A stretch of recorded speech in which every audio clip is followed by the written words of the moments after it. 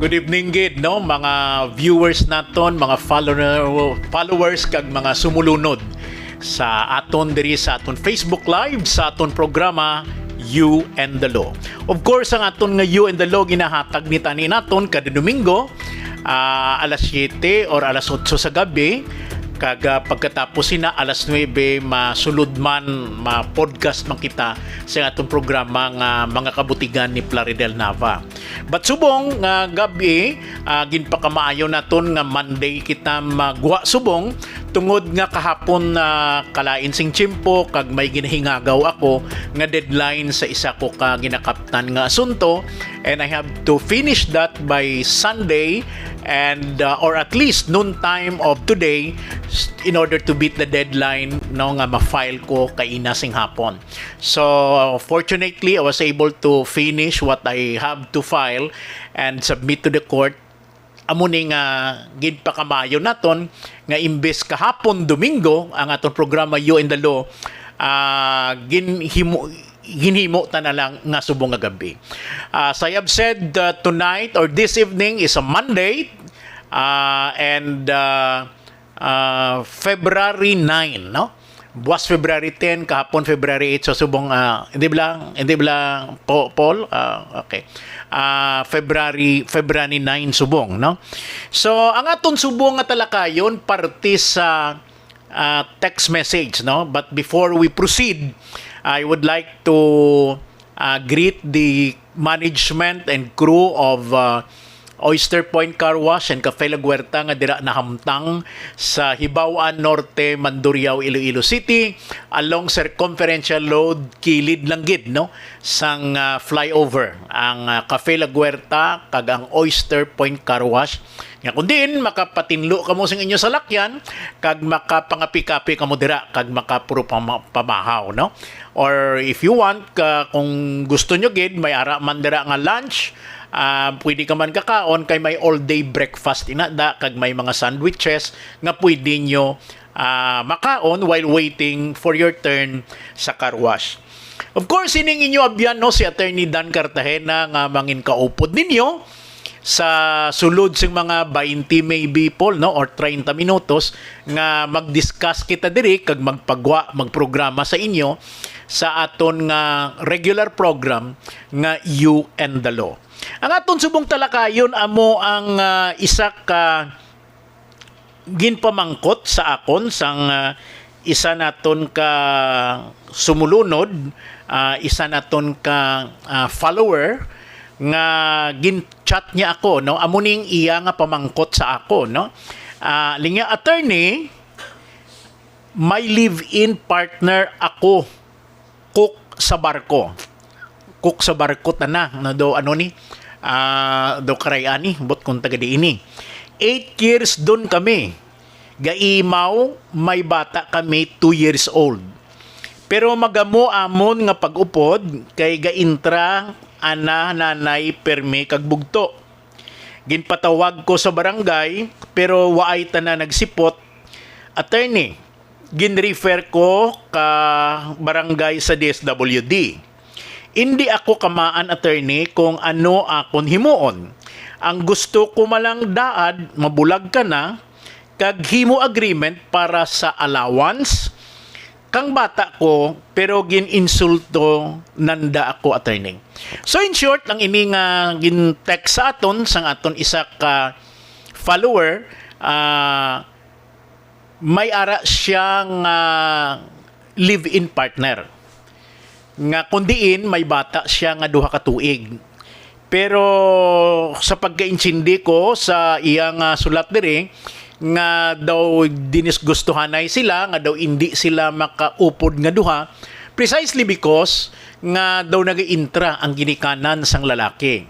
So ang bata niya duha ka tuig, I do not know kung sige suporta sang iya bana, but ang iya lang kuno diri nga gusto ya magbulag na sini sa iya live-in partner, pero gusto ya lang pakayuhon nga mapirma sila sa barangay sang suporta no para sa iya bata kay may ubra niya I think sakay kuno sa barko ang amay sang bata o kunang live-in partner niya, pero sa iya wala ko kabalo kung na may obra bala ini ang nag-text sa aton kung wala. But I will just focus on what she told us. Kag ang iya sini problema, it appears nga para suporta sa bata iya nga 2 years old. Now, ano bala ang mahimo mo, no? Nag-text ka sa akon para sa imo bata. Well, kung mag-live-in ka mo, kag daw hindi ka mo magsinugot, of course, the first thing that you have to do, kung nagahigugmaanay ka mo nga duwa, kag nag-live-in ka mo, kag wala ka man bana, wala man siya asawa, wala man sing impediment nga mapakalasal sa kamo, ang akon gid nga una nga advice sa imo is mapakasal ka mo nga duha, because precisely base hindi man gusto sang ginikanan sang lalaki o kung live-in partner mo nga nagaupod lang ka mo without the benefit of marriage. May mga araabi nga ginikanan nga mga konserbatibo pasubong kag kung hindi ka iya, kung hindi sila iya gusto nga, kung ikaw abi ang ugangan mo gusto nga magpakasal ka, pakasal ka na because they're konserbatibo sila, kag kapimpa mga reliyoso, hindi man niya mag-tolerate gid nga nagaupdanay lang ka mo sing bata niya nga lalaki, pero wala without the benefit of marriage. Number 2, base gusto man sing ginikanan sang imo nga live-in partner nga magpakasal ka mo para nga mabutangan lang gid sang insakto nga ngalan ang inyo kabataan nga ma-legitimize ang iya nga apo o kung ang imo nga bata by your marriage, subsequent marriage sang imo nga bana. So there must be reasons nga base akig sa imo ang imo nga ugangan, no? So ang akong advice, if that is the case, una gid nga hambal ko sa imo nga akong advice is magpakasal ka mo sang imo nga live-in partner kung palangga mo siya kag palangga niya man ka para ma-legitimize ng inyo nga bata kag matagaan sang insakto nga pagpuyo sa isa ka pamalay nga kundiin kasado ang iya nanay kag tatay, no? Pero sa may circumstansya nga kung hindi ka gusto nga magpakasal sa imo live-in partner o kung ang imo live-in partner hindi man gusto magpakasal sa imo or duha ka mo wala man plano magpakasal sa isa kag isa, well of course amo nang hambal mo nga mabulag ka sa iya. Pero kung mabulag ka sa iya, ano ba lang diretsyo mo para sa bata, no? Kay diri sa ginsulat mo sa akon nga gusto mo lang nga magbulag na sa iya kay nagaaway ka mo perme o kundi ka mo maghilibaot tungod nagaintra ang iya nga nanay. So ano bala ang obligasyon niya towards your child? Kay ikaw naghambal ka sa imo sulat nga ang imo malang daad, no, o kung ay mo malang tani nga mapirma siya sang suporta sa imo nga bata nga 2 years old. Now, under the law, puwersado kag obligasyon sang tatay sang imo bata or your live-in partner nga magsuporta sa inyo nga bata nga minor, no? In that case, your 2-year-old child has the right, no, to ask through you or through anyone support for the child, no? Maghambal kita suporta, may ara ina nga financial, pwede sa pag-eskwela later on sing bata, sa iya pagkaon, sa iya mga bulong, sa iya nga vitamins, food, shelter, kag sa mga pangkilanglanon sang bata while the child is a minor. Kung of major age na ang bata nimo sa pila ka adlaw, pwede na ina nga wala na obligasyon ang iya amay to support him or her unless nga ang imo nga bata upon reaching age 18 magapadayon gyapon sa iya pag-eskwela kag kinahanglan niya pagyapon ang suporta sa iya pagtuon o kung pag-eskwela. In that case, bisan over 18 years old na siya, suportahan man siya gyapon sang iya nga amay. Now, kung hindi magperma ang imo bana nga ma-bind siya sang iya kaugalingon nga masuporta sa imo bata, wala man kaso kung hindi siya magpirma because you can always go to the court and petition the court for support. you can file an action for support para nga orderan sang korte ang imong live-in partner nga maghatag suporta para sa imo bata. Hindi pwede, being a 2-year-old child, hindi pwede nga ang custody sang bata mabulag sa imo. Pero kung nagasuporta siya, pwede man nga may visitorial rights siya. I-determine man ina ang visitorial rights sang korte. Now, even the court has determined, pero sabi karon ang korte magdetermine na nga ang imo bana dapat, ang imo live-in partner bilang amay sing imo bata nga 2 years old, obligado nga maghatag abi 15,000 kada bulan or 10,000 kada bulan per order of the Honorable Court. Pero maghambal man ang korte nga may visitorial rights siya nga kada weekend pwede man siya kapamasyar dira o makuha iya ang bata, depende sa order sang korte kung ano nga visitorial rights ang ihatag sang korte sa iya, no? It all depends sa court, but the court will surely grant support kag orderan niya ang imo nga live-in partner amay sing imo bata nga magsuporta. Now, kung hindi magsuporta ang imo nga bana, kay siling mo gininsultuhan pa kamo, patawag mo siya sa barangay, pero gininsultuhan ka pa, then bordering ina sa violation or commission of 9262 nga violation. Ang mambal kita nga 9262, may ara kita nga anti-violence against women and their children. Maghambal kita violence, it could be physical violence, emotional violence, psychological violence, or economic violence. Maghambal kita violence, inang violente ka. Either nga ang bana mo, ginasakit ka, o kung ang imo nga bata ginasakit. That's physical violence. Kung ang imo nga bana ginainsultuhan niya ikaw sa either kamo mag-istorya o kung sa atubang sang iban nga mga tao, kag ginahambal mo nga gininsultuhan ka pa, that could be psychological violence. Kay ti maglain ang buot mo, gininsultuhan ka pa nga nagapangayo ka malang sa imo live-in partner, amay si imo bata sing suporta dira sa barangay. Kung gininsultuhan ka pa, kag ginainsultuhan ka pa every time nga mangayo ka sa suporta para sa imo bata, that could constitute psychological violence, no? Or maybe may mga emotional violence pagid ina kung magtinunto ang imo nga bana, no? Number 3 or 4, kung makasarang ang imo nga live-in partner amay sing imo bata nga magsuporta pero hindi siya gusto magsuporta and he refuses to support, that could amount to economic abuse or economic violence. That would also be a ground for filing of the complaint for anti-violence against women and their children. So, kung hindi ka pagsuportahan ang imo nga bata, pwede ka makapasaka sang VAUSI or anti-violence against women and their children.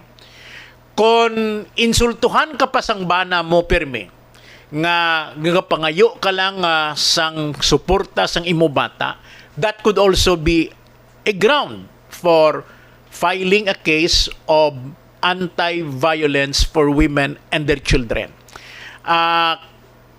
Duha, kung insultuhan ka, kung hindi pagsuportahan ng imo bata, pwede kasi na maka-file, no? Or sakiton niya ikaw physically, that's physical abuse, pwede ka man makapasaka sang ina nga asunto. Ano bala, diin ka bala pwede nga makapasaka sa asunto. Pwede ikaw makapasaka sa korte kadto ikaw sa fiskaliya kag mangayo sang bulig, o kung makadto ikaw sa Public Attorney's Office or PAO kag mangayo sang bulig. Or pwede man from the very big at the first instance nga kung ginasakit kasing bana mo, hindi mo siya pagpalapiton sa imo. Pwede man nga, hindi nga bana, gali, live-in partner. Pwede man nga makapangayo ikaw sang remedies nga immediate, dira sa imo barangay, no? Kay may ginahambal kita nga mga barangay protection order. So, kung sakiton ka sang imo nga bana, sang imo live-in partner, kada puli yabi, live-in niya, buyayaw yakaw, ginasakit niya ikaw, ginainsultuhan niya ikaw, in order to stop it, you prevent him from getting inside sa inyo balay. So, ma-report ikaw sa barangay, kag ang barangay kapitan amo ang ma-issue sang barangay protection order. Usually, gina-orderan ang imo nga live-in partner o kung bana mo, bisan kasal ka mo, ang bana mo, nga hindi magsulod sa balay nyo o hindi magpalapit sa balay nyo in 50 meters. Within 50 meters. Pwede ina or within 100 meters. So, kung mag-issue ina ang sa barangay, may lifetime ina nga 15 days. Basta sa barangay. Now, kung ikaw magkadto ikaw sa korte, kag mag-hire ikaw sing abogado, if that is filed in court, ang tawag na sina is TPO, ang korte nang ma-issue sang temporary protection order, no? Kung may abogado ka na, no? Pwede man itong may abogado sa barangay. Pero kung may abogado ka, ma-file na siya sang petition for protection order kag maka-issue sang temporary protection order. Mag-issue ang korte, pag-file mo sina sa korte, immediately, within 24 hours, ma-issue ang korte sang TPO o temporary protection order. Now, ano ang lifetime sini sang TPO nga gina-issue sang korte? Ang lifetime niya sini is for 30 days. Pwede man nga pag-expire sang 30 days, pwede man nga i-renew sang korte for another 30 days. Pwede man nga per-expire i-renew ya every 30 days, no?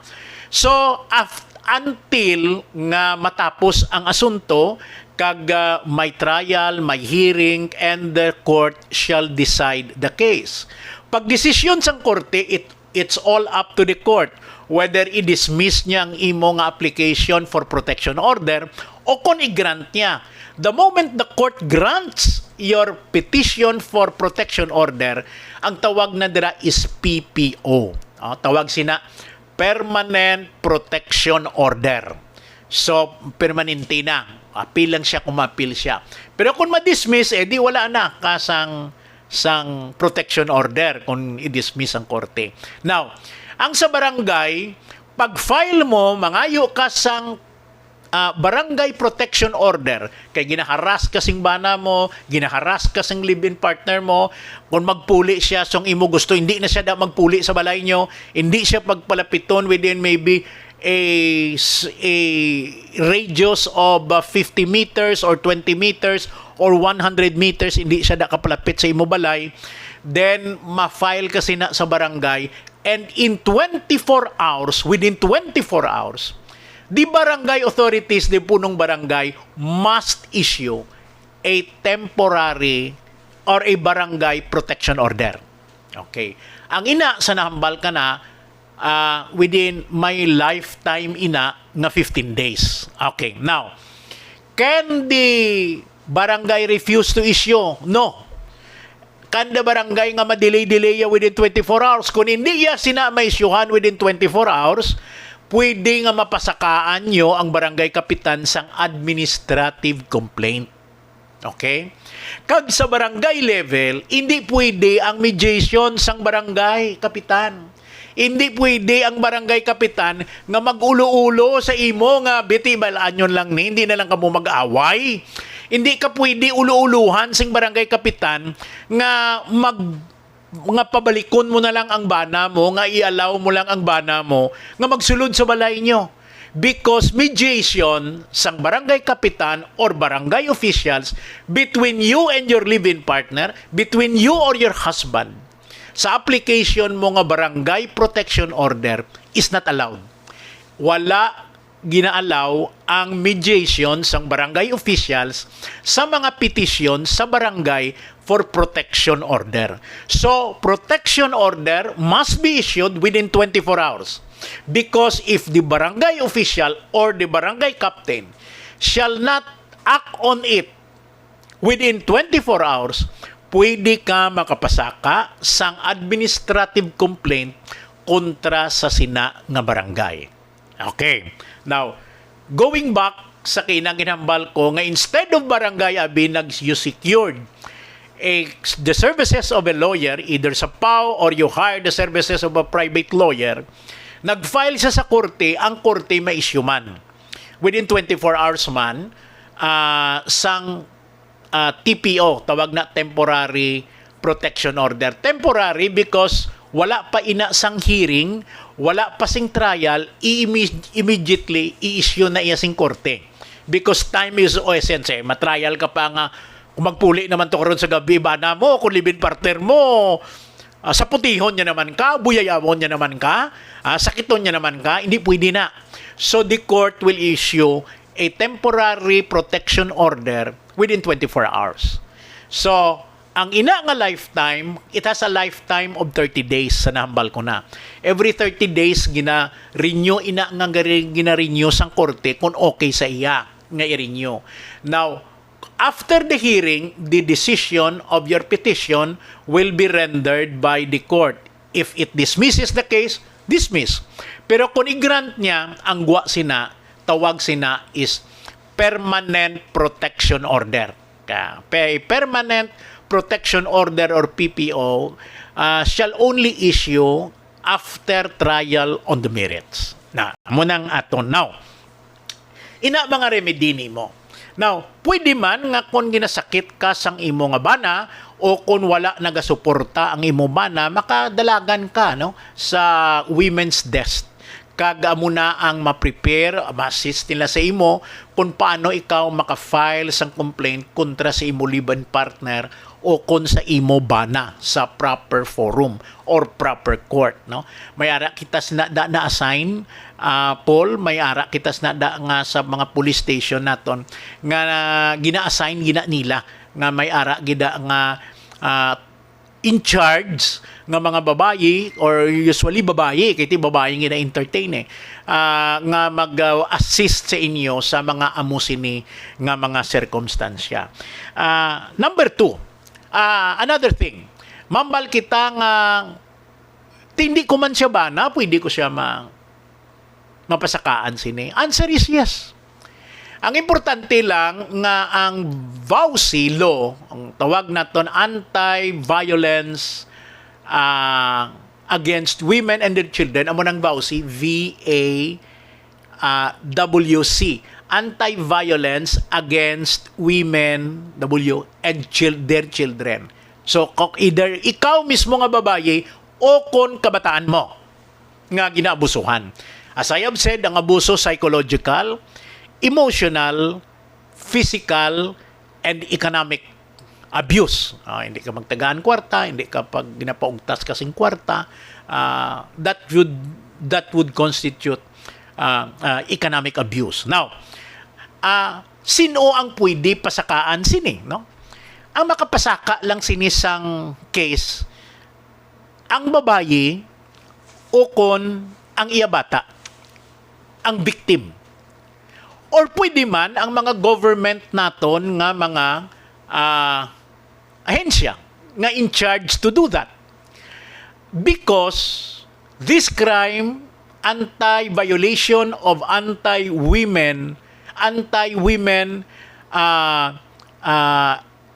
against anti-violence against women and their children, is not a private crime. Hindi ni siya pareho sang mga adultery nga kilanan ang maka-file ang iyalang bana or concubinage nga ang maka-file sang asawa lang o kon acts of lasciviousness. These are private crimes. Ang rape, mga private crimes sina nga ang kundiin ang private offended party lang ang maka-initiate. In this case, ang VAUSI law, violence against women and their children is a public crime.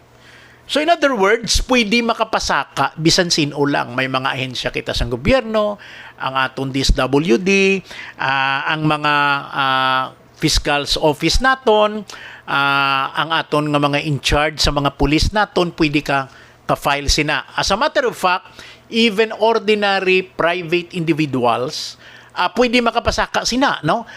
Basta bisan wala ka labot, pero sabi karon Paul, mapasaka ka kay may kilala ka nga mag-asawa nga balaan mo ginasaputi lang ang pagsaputi perming live-in partner niya. May kilala ko na mo nga singgitan niya lang permi ang live-in partner niya pati kabataan niya pagsinggitan niya lang di ko mo nahadlok sa iya wala may mapasaka sang asunto kay nahadlok sa iya. No, may amo ko na nga kilala. So pwede bisan private individuals makapasaka, but in this case if you are strangers, wala ka man, di ka man sa government, kilanlan, there must be two. Kilanlan, duhagid ka mo ang magpasaka. May upod ka gid isa. Hindi ka lang pwede. Kaya kung Paul, kung may upod lang ko tani, gusto ko pasakaan ng salbahe ni mo. Galing isa lang ako eh. So, kilanlan, I need another one to act as my co-complainant because I am a private citizen nga magpasaka sang complaint sa anti-violence against women and their children. Now, sino ang mga pwede sini nga pasakaan, no? Number one, ang imo nga bana. Pwede ka kapasaka. Ikaw asawa ka, busaran kasing bana mo, di ka pagsuportahan, way ka pagkaon, di ka pagpakanon, bisan may sweldo siya, waya ka natagaan kwarta, ginapaugtas siya kasang kwarta, ginaabusaran niya ikaw, no? Gina-pressure niya ikaw economically. You can file a case, no, against your husband. Or may psychological abida nga ginaabusaran ka, ginapakahuyan ka sang imo nga ex-husband.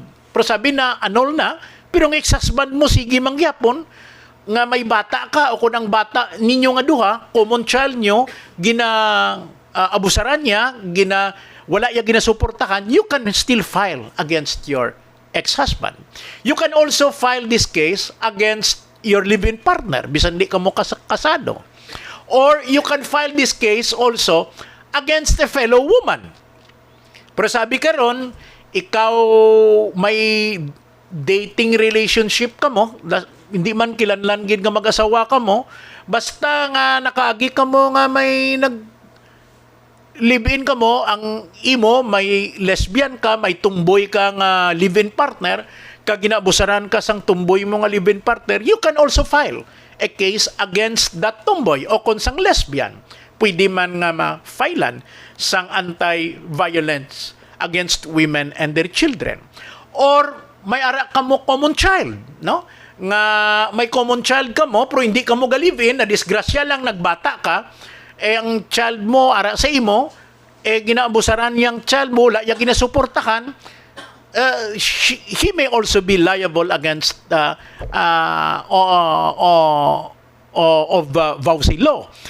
Or pwede man, nga bisan wala sa inyo ang imo common children, butang tabi, ato sa iya, kag nabatian mo nga ginasakit niya, ato sa ugangan mo, ginasakit sang bana mo, you can also file vowsy law. Or maybe, ang imo nga bata, wala sa imo, wala man custody sa iya, pero ato kay nanay mo, pero wala yaman ginasuportahan. Like for example, you work abroad, he also works abroad, but he does not support the child. Ang bata ara sa kay nanay mo, you can file a case of anti-violence against women and their children kontra gihapon sa ila. Now, ano ang pinalidad sini? No? Anong pinalidad sini? No, gina-discuss na lang ni malaba-laba para nga do comprehensive na lang, no. Wala man niya pamangkot sa aton sa nag-text sa akon, pero gina-expand ko lang a little bit para nga for the benefit of other listeners nga who might be confronted with the same issues. Now, anong pinalidad sini sang anti-violence against women and their children? Kung ma-convict dire ang pasakaan mo, either bana mo, ex-husband mo, boyfriend mo, live-in partner mo, ex-boyfriend mo, ex-live-in partner mo nga lesbian, ex mo nga lesbian nga partner, or any person nga gagsagod ka mo sang bata, no? Tangtabi, hindi inyo bata, ginsagod nyo, tapos may economic, may psychological violation siya sa imo nga bata, you can also file a case against him. So ano ini ang pwede nga penalidad? Ang penalidad sini may imprisonment kag may damages. Ang imprisonment is ranging from 1 month and 1 day imprisonment up to 20 years depending on the circumstances. So kung may violation diring imo nga bana, ex-husband, live-in partner, ex-live-in partner, boyfriend, ex-boyfriend, lesbian partner, ex-lesbian partner, mga muna, pwede siya mapriso 1 month and 1 day, or pwede man siya mapriso 20 years depending on the circumstances. Now, there is also the civil liability nga i-impose, no? Ang civil liability is ranging from 100,000 to 200,000 pesos, no? So amo na ang mga puntos or matters involved in the anti-women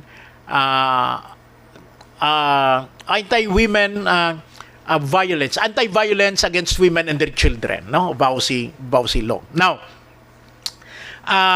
sa kaina niya nag-text sa aton laging basa ko, hindi gid man amo ni kadalom.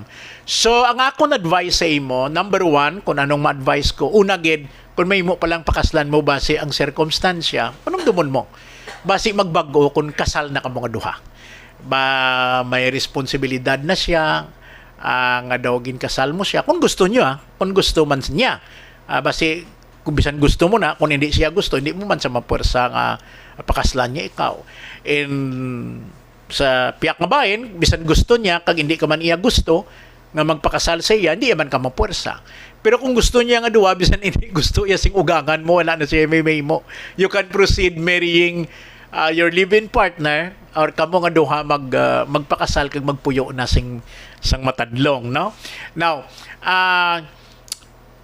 kung hindi gid man kamo makasal, ang himuon mo is to sulatan mo siya kay nagkadto ka na sa barangay, tapos ask for support. Kung hindi gid man siya maghatag, then kung support, pwede ka kaagi sa barangay. Pero kung ang imo anti-violence against women and their children, or PPO, protection order, for protection order, protection order, hindi pwede ang mediation sa barangay. The barangay official, base may nagapamati nga barangay official sa aton, basta ang application is barangay protection order, do not mediate.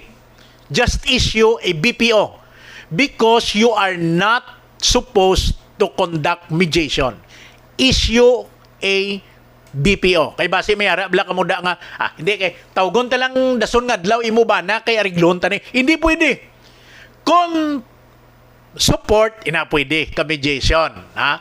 Pero kung application is for BPO, Barangay Protection Order, because ginasakit kasing bana mo o ginasakit sing bana mo ang imo bata, o kung sang imo live-in partner, o kung ex-boyfriend mo, o kung whatever nga may dating relationship ka or sexual relationship, either existing or in the past, the barangay official is not allowed or authorized to conduct mediation. Immediately, within 24 hours, she must issue a barangay protection order. Pero kung support lang, pareho sining ginasulat sa aton texter, pwede ka mediate, no? Ang malang sa VAUSI, ang physical violence, sexual violence, psychological kag economic, no? So I hope na tagaan naton ini sang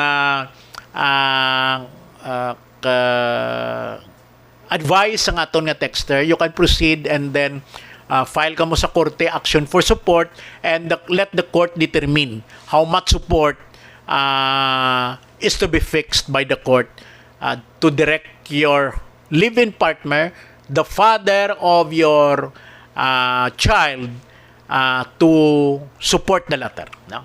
So I hope nakahatag kita sang mensahe para sa diri sa action to support kag ang plea sang aton texter nga masuportahan man lang ang iya nga duha ka tuig nga bata. Di na kita magdugay no, kag magabalik kita sa madason nga Domingo diri sa aton programa You and the Law no.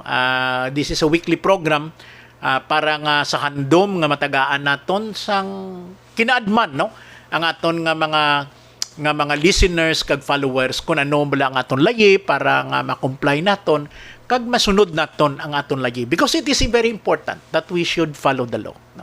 Kung isa may mga gusto kita himuon, but then if it is against the law, we should not do that no? What is against the law usually is also against our faith no? So manami gid nga comply ta gid, and we should abide and follow the law. So hindi na kita magdugay, liwat gusto naton anay tamyawon no ang nagapamati sa aton. Ari si Kenneth Hunsay niya, good evening Attorney Dan no. Si John Fritz Nolino, good evening Attorney Dan. RS Borja, good evening Attorney Dan.